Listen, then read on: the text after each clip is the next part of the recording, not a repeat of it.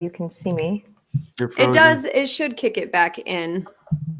Let me check. Whoops. At least you're frozen with your mouth open. With a It's pretty smile. adorable. Yes. We'll rock with it. All right. It's a little slow. Even if the audio is still there, it's totally fine. So don't stress it too much because we're going to put it on the podcast and we're just going to rock with it. Let's do it. Party hardy. Yay! Lee Noto is in the building. Ladies and gentlemen, boys and girls, my name is Tah. My name is Kole. And we are Tah Kole, and this is Mentor in the Mirror podcast. Your favorite COVID couple. I'm not. No, we don't have COVID. Is that you and Lee? No. What? Oh. That would, what? I don't know what you're talking about, man. That's what we're really talking about today. Yeah, exactly. I'm saying, can I watch? No, my thing this week has now been that, like, when I make a comment about something, it's like, that was so pre-pandemic because everything's different now. So if someone asks me a question, I'm like, oh no, that's so pre-pandemic. So last season. So last year. Lee, so one thing I'd love to dive in with you today, for anyone that is just meeting you for the first time, you are a master of connecting with people and helping illuminate their personal intimacy and just the experience of getting to know themselves in relation to other people. At least that's my experience of you. So could you give a little bit of, just some context so as people are tuning in and watching, they can know a little bit about you before we dive into some more conversation? Absolutely. Ooh, where to begin? So my favorite thing in the whole wide world is getting to know people and holding a space for them to get to know themselves in a way that they might not have thought possible. And that happens through multiple layers of intimacy with oneself, and then allowing someone in to that discovery and creating intimacy with others. So I really love looking at intimacy through the lens of play and pleasure, and also through the lens of communication and some of the things that we really have to roll our sleeves up for that cause us to really evolve and grow as humans. So for those people who are very unfamiliar with the realm of intimacy, how would you define intimacy? Ooh, sure. So intimacy, and here's what I'll say, and this is a confusion that I had for quite some time. I really confused intimacy and sexuality and sensuality and sex. So I thought for the longest time that in order to have intimacy with someone, that meant that we had to be in a romantic partnership and we were going to be having sex.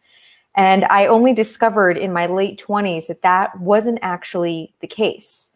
And so what I view intimacy as now is the ability to see others deeply, to understand them and to know them and to hold a space of unconditional love for them, and to allow others into my life to see me and know me in the same way with whatever may come up and out.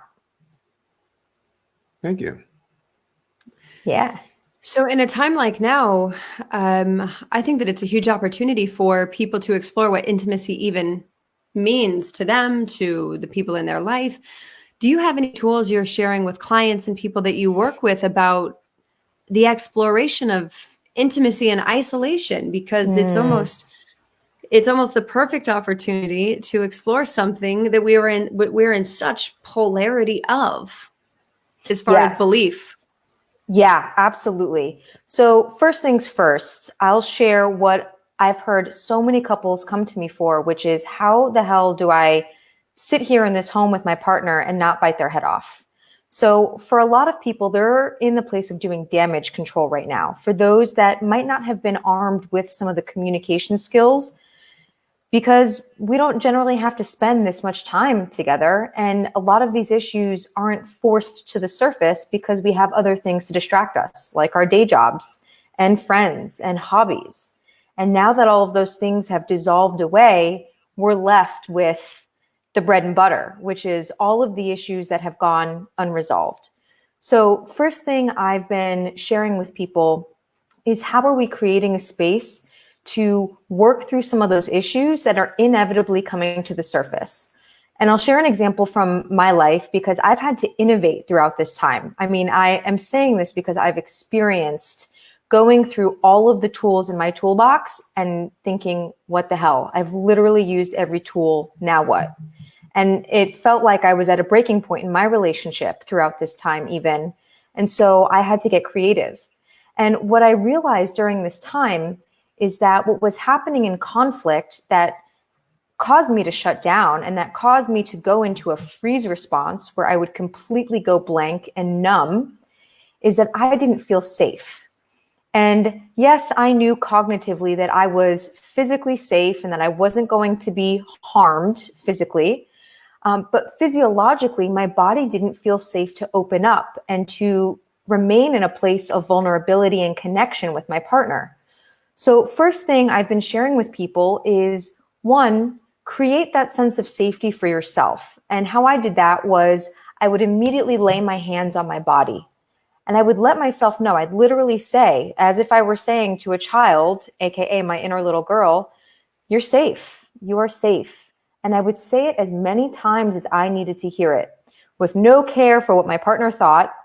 And there were even times when I would go hop into another room and I would wrap my arms around myself and I'd rock my body as if I were rocking a child. And I would say, you are safe, I love you, I've got you. Everything's going to be okay. 4 simple phrases that a child could understand because we're not in intellectual cognition in these moments of, hijacked amygdalas. So I would grab my arms, crisscrossed arms, and this brings us back to a whole brain state so that we can have, access to more of our cognitive function. And then once we determine that we're safe and once we actually feel safe to proceed, then coming back into the communication with someone and really asking, okay, what is it that I need? What is it that I need right now? And making a clear statement for that. Hey, if we want to proceed in this conversation, what I need right now is for us to lower our voices 3 notches. Is that something that you can agree to? And creating agreement between you and your partner so that there's, 1, you're letting your partner in, there's true intimacy there. And 2, having your partner's agreement as well. So stating your needs and asking your partner what their needs are. Hey, I've shared my needs. What do you need right now? Okay, maybe your partner needs 5 minutes and honoring your partner's needs if that's something that's amenable for you. And then taking that and moving forward. And so, the safety one is big. Communication is huge and being really clear on needs. And something that's been really helpful for me as well over these last few weeks is really pausing to take a deep breath and letting expression out through sound. So if I know that I am at a boiling point and it's past the point of me saying anything nice, I'll say, you know what, give me a few minutes. I'll go to another room and I will make sounds to express and allow the activation to sort of release from my body so that it's not coming out as spewing words of you did this, I can't believe that, because that's not taking responsibility for my experience. That's blaming my partner.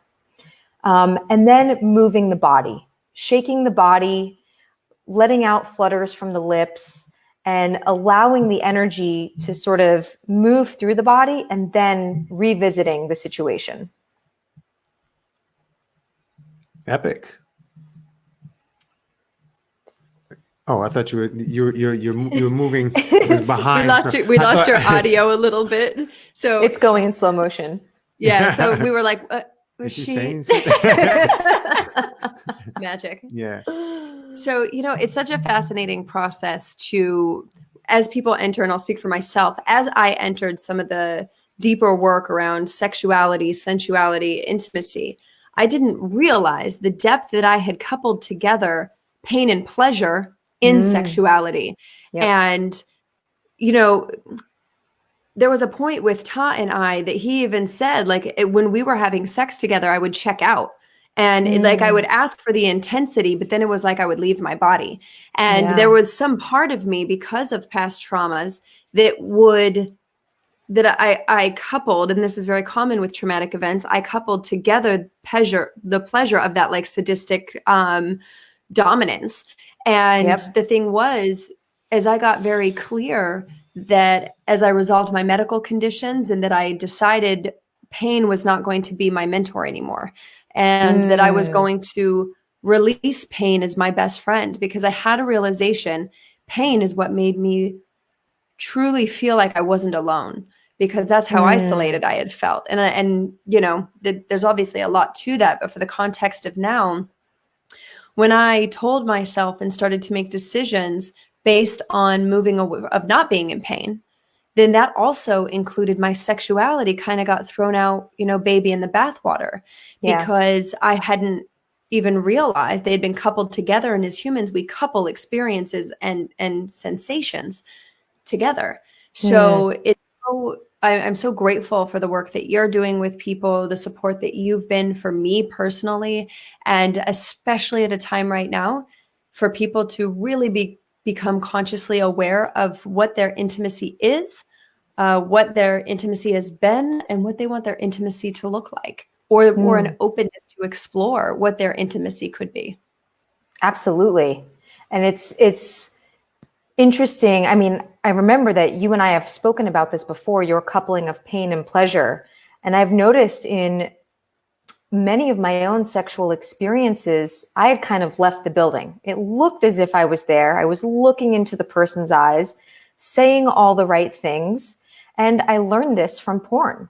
I learned how to behave, how to show up, what positions to put my body in, what things to say, what sounds to make everything seem believable in service of my partner's pleasure. And this wasn't in service of my pleasure.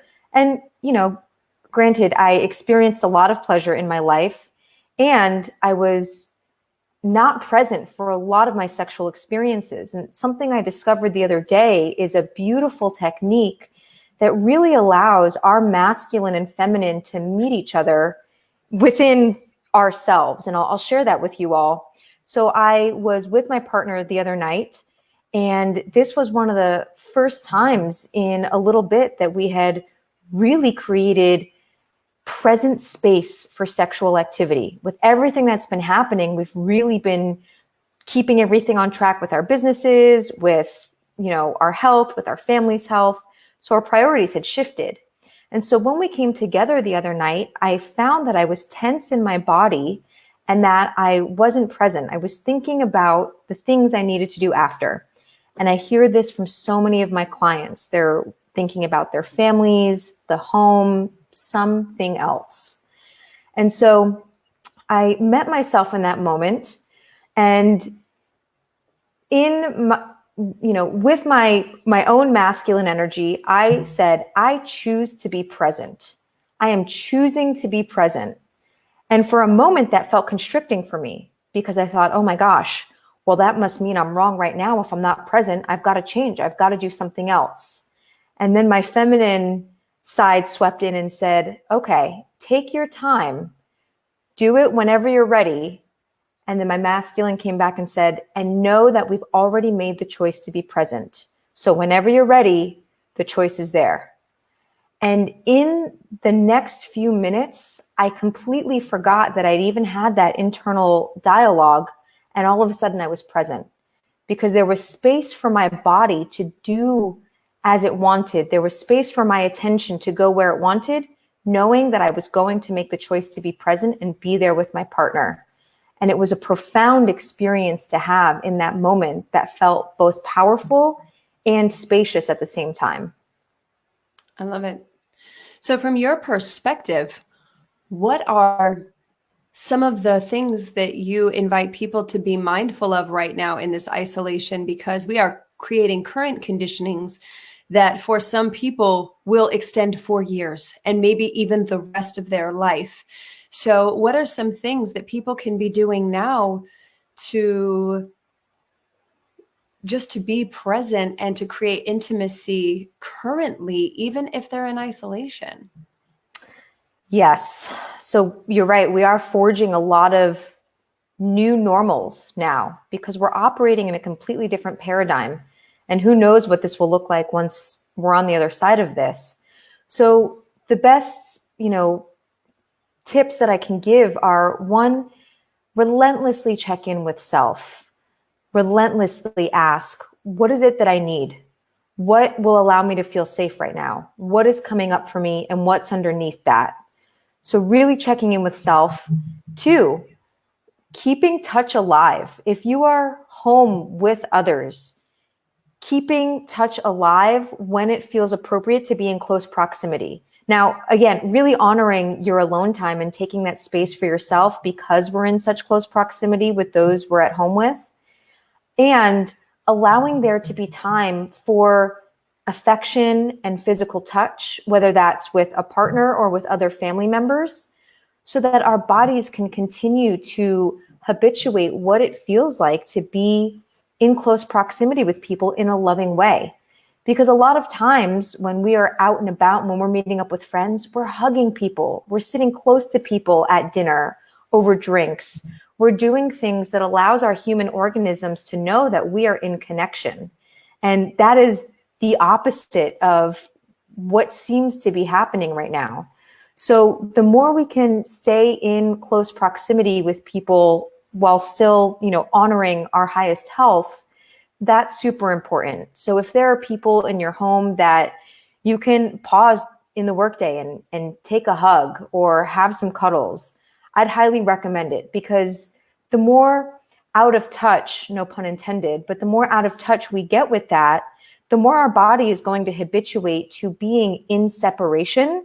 And then that's what's going to become the new normal once we move into the new normal. Mm-hmm. Why are you looking at me? I don't know. I've been talking a lot. I'm looking at Lee. She's fine. If you have a hug for me, I'll take it. Scrolling. Leaning in for it.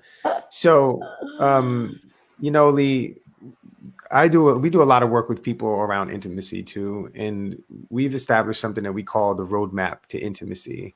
And it starts off with physical tolerance, being able to tolerate yourself in a situation or a proximity, then acceptance of yourself in that situation or proximity, and then be observing to see if you're safe in that space. And when you're safe, you can open yourself up to being vulnerable. And when you're vulnerable, vulnerability usually comes back at you. And once you have vulnerability, it's connection. And when you have connection, you can have an intricate connection. And when you get to that intricacy, that's what I see as intimacy. It's the intricacy of connection. So and it always, like you said, taking it back to what you said before, it always starts off with the individual. And the individual, if an individual doesn't have that intimate connection with themselves, I believe it's very challenging for them to have an intimate connection with other people. And there are a lot of people right now that we know that we are interacting with that are by themselves, completely isolated. What would you recommend for somebody who's by themselves, that isn't with a partner, and that's really having a tough time getting into that space of being able to tolerate the self? Like you were saying at the beginning, people have all this shit that's in the way, that, their jobs and their families and all these distractions, and it pulls them away from that intricate connection with the self. What would you recommend for someone who's smoking, drinking, eating crap in their house right now, bringing their nervous system to a heightened space and decreasing their immune system response because they're in these habits of distracting themselves from that intimacy with themselves? What would you recommend for someone? That is such a great question, because there are so many that are home by themselves right now. So the first thing is, and this is what I take on as practice anytime there's something that feels like it's ready for a shift, is simply observe. Without trying to change a thing, can we allow ourselves a runway to observe what's happening, with no judgment, with no preconceived notions, with no need to make fixes or adjustments? So say for 3 to 5 days time, can we observe what is happening every time we go to reach for the drink? What is happening every time we go to reach for the bag of chips? What is happening every time we go to reach for our phone or the remote? And can we just observe, okay, How am I feeling right now? What is it that I need? What's coming up for me? Is there something I'd like to be doing instead? And not even needing to make a change necessarily. And even for that 3 to 5 days, if you want to still go and grab for the remote after, grab for the remote. But simply allowing a space, a small space in which there is a question asked that can then, going forward in time, create the possibility for a different choice. And so, you know, it's easy, especially when we haven't learned to create that intimacy with ourselves, to immediately go into self-judgment and self-criticism. But if we can take a step back from that and we can simply observe as the witness, as somebody who's peering in from a window and just watching someone do something with no attachment as to what this person does, then we can start to get curious. And in that space, there's room for curiosity instead of judgment, so that maybe the question arises, oh, this is interesting. I noticed that every time I have, received a text from this person or didn't hear back from this person, that's when I go to reach for the remote. That's when I go to reach for the bottle. And so then we start to collect data. And so having that space allows for other possibilities without us needing to force something out of willpower and determination, because willpower only lasts so long. If we can observe something and allow a bigger space for something else to exist, that's where there's a lot of power.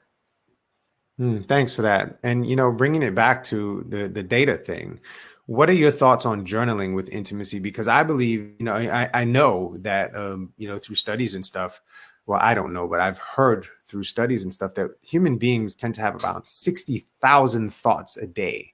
Mm-hmm. And so when these feelings and sensations come up, we can have them, we can think about it, we can do all the observation thing, and then it can slide off to the side and be forgotten about. What are your views on journaling with creating intimacy with the self? Abso-freaking-lutely. That is my view. Okay. I would highly, highly, highly recommend it. I can't tell you how powerful of a practice journaling has been for me and for every single client that I've ever recommended it to, every friend, every family member. Because as much as we like to think that everything is staying stored in our heads and we have an accurate depiction of what's happening over time, we do not. Our memory is highly skewed, and this database is not accurate. And so if we can create a system of documentation that works well for us, it doesn't have to be using someone's template. When I don't feel like writing out journaling, I'll use voice memos. I will use whatever it takes for me to document that moment so that I could go back to it and really understand what was happening then for me. So voice memos, pen and paper journaling, a notepad on your phone, Evernote, any of the apps that you love, writing on a Post-it note, writing on the mirror. Anything that works for you is a great way to be able to track something over time. And it's a great way to really be able to celebrate your progress, because that's one of the big things here. Documentation is great for us to see where we can make improvements. It's also amazing for us to be able to celebrate and look back and say, wow, look how far I've come. That's the juice in all of this. Yeah. I think that's the juiciest part, man. Every week I go back a week. Every week I go back 2 weeks. Every month I go back a month. And then every 6 months I go back 6 months and I do my whole journals. And then every year I go back 2 years. So I read my journals from end to end, and to see where I am and to see if there are any nuggets in there that make sense, because there are certain things that happen in the present moment with me that they always come back. And later when I go back to my journal, I'm like, oh shit, this makes so much sense.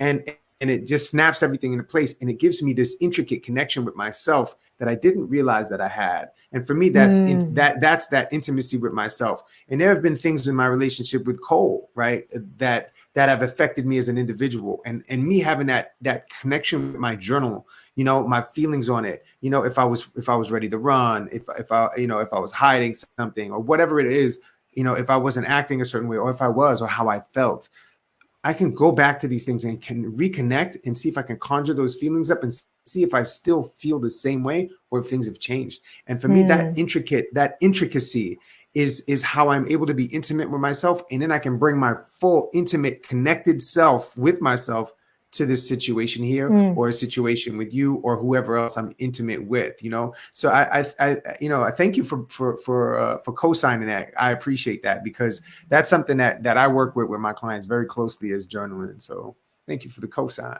Yeah. Hell yeah. I got you.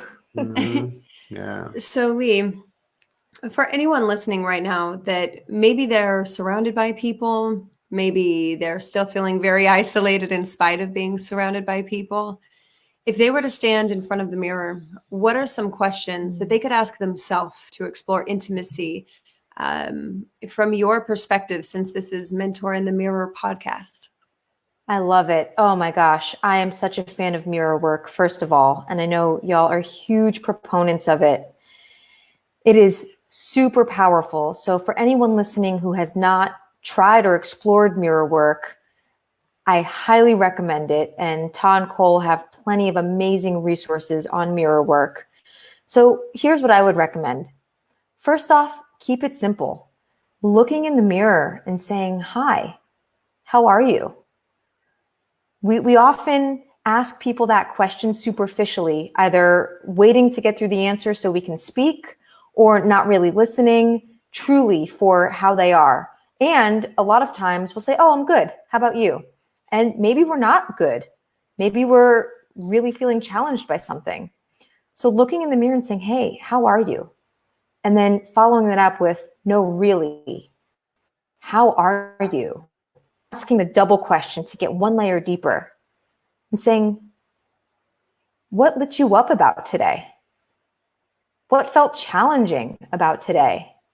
And starting with questions that feel accessible, because a lot of people haven't had the great fortune of doing mirror work, and it can feel pretty intense at first to be there with yourself in a way that maybe people haven't been with themselves before. So asking any question that will allow you to feel at ease in your body and come back home to yourself while gazing at yourself in the eyes.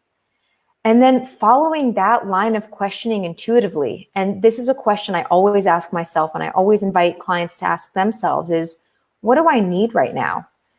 Especially while all of this is happening, you know, and even before this, we weren't taught how to reconcile or communicate our needs. So what do I need right now? That might be as easy as, I need to sit down on this toilet because I got to pee. Or I need to go get a glass of water.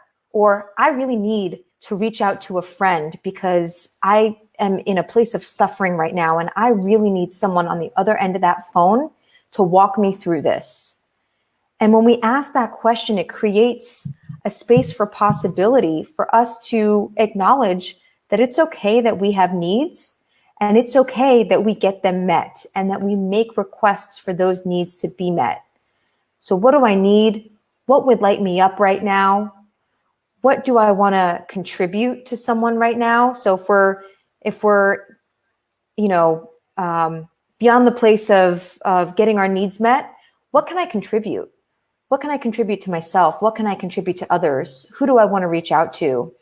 And then following the line of question intuitively and taking the time to ask questions that maybe we'd want to know from ourselves that we haven't taken the time to inquire. Thank you. Yeah. Wow. I mean, that's a lot we actually, in a short period of time, brought, I think, a lot of acquisition maybe too. Well, we'll see how it goes. Lee, where can people get in touch with you if they would like to explore further about intimacy, or what intimacy is, or what it could be? What's the best way to reach you? Yes. So the best way to reach me is at untamedintimacy.com. And I'm super excited to share that I'm going to be launching a free masterclass this Saturday, April 4th at 3 p.m. Central Time. And so if any of this piques your interest, and I'm sure it does, then join me there, because I am going to be doing a deep dive into what creates untamed intimacy and how to create that in your relationship now, especially during this time. And then, of course, you can find me on Facebook, Lee Noto, and Instagram at @LeeNoto_. I would love to hear from you all. Awesome. Well, thank you. And before we go, I want to give a special shout out to one of our listeners. Her name is Margie Rojas, and she follows us on Instagram. She listens to all the podcasts. She's watching right now on Facebook. Thank you for your support. We really, really appreciate you, and we appreciate you checking in and all the feedback that you've given us, sister. Thank you for who you are and what you are, and thank you for taking all of the information in that we've been delivering. We really appreciate you. And so I just wanted to say that. And thank you, Lee Noto, for joining us and for being so beautiful. My gosh, you're so easy to look at. And and for being so brilliant. I love how my conversations with you have been epic every time. So thank you so much. I love you tremendously. My name is Tah. My name is Kole. We are Tah Kole, and this is the Mentor in the Mirror podcast. If you love this, and we know you did, please rate, review, subscribe, share it with a friend. Tag us on Instagram, and yeah, man. All that jit. I would say almost all that jazz. That almost came out. Thank you so much, everyone, for listening, watching, and all that jazz. We love you. Be free.